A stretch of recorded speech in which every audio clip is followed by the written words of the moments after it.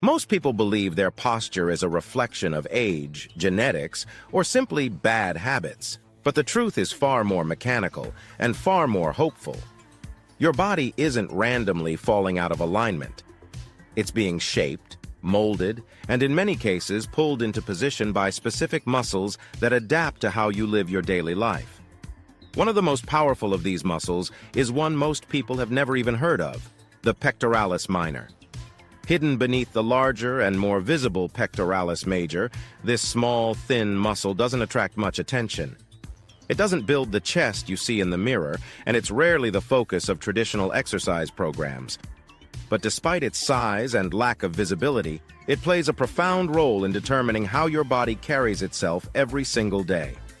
The pectoralis minor originates from the second, third, and fourth ribs and attaches to a small hook-like structure on your shoulder blade called the coracoid process. This unique attachment gives it a mechanical advantage that is often underestimated.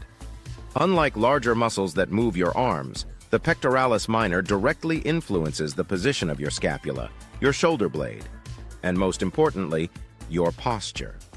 When this muscle functions properly, it contributes to stability and controlled movement of the shoulder complex. But when it becomes tight, shortened, and overactive, which is extremely common in today's world, it begins to pull the shoulder blade forward and downward. This is not a subtle change. It is a constant directional force that gradually shifts your entire upper body out of alignment. Consider how most people spend their day: sitting, leaning forward, reaching towards screens, driving, looking down at phones. In each of these positions, the pectoralis minor remains in a shortened state. Over time, your body adapts to that position. The muscle tightens, loses its elasticity, and begins to hold your shoulders in a forward, rounded posture, even when you're trying to stand up straight. This is how postural changes occur, not suddenly but gradually through repeated positioning and muscular adaptation. As the shoulders are pulled forward, the chest begins to collapse inward. The upper back rounds and the head shifts forward to compensate. What begins as a small muscular imbalance evolves into a full-body postural distortion. And with that distortion comes stress. Stress on the joints, stress on the spine, and stress on the soft tissues that support movement. But the effects go beyond posture alone. Beneath the pectoralis minor lies a critical passageway where nerves and blood vessels travel from the neck into the arm. When this muscle becomes tight and shortened, it can compress this space, contributing to symptoms such as shoulder pain, neck tension, numbness, tingling, and even weakness and swelling in the arm. This is known as pectoral minor syndrome. Problems with this muscle go far beyond rounded shoulders and postural distortion. This muscle can directly affect the nervous system and function of the body.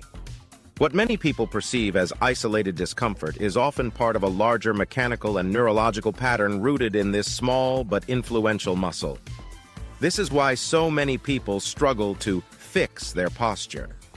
They focus on the visible problem, pulling their shoulders back, trying to sit up straighter, without addressing the underlying force that continues to pull them forward. It becomes a constant battle between intention and physiology almost always wins. The key is not to force your body into better posture, but to restore balance within the system. When the pectoralis minor is allowed to remain chronically tight, it dominates the position of the shoulder girdle.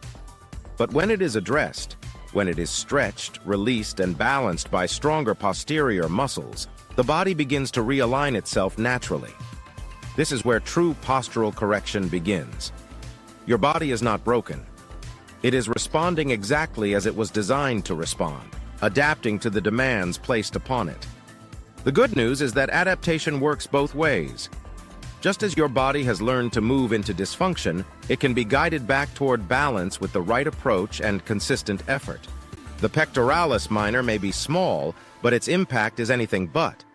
By understanding its role, you begin to see your body differently, not as something that has failed you, but as something that is simply asking for the right input.